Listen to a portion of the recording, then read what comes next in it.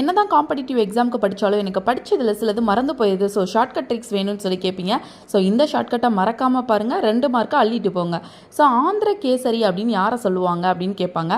So Andhra கேசரியை பார்த்தாலே நம்ம முகம் எப்படி இருக்கும்? பிரகாசமாக இருக்கும். ஸோ ஆந்திர கேசரி வந்து டி பிரகாசம்.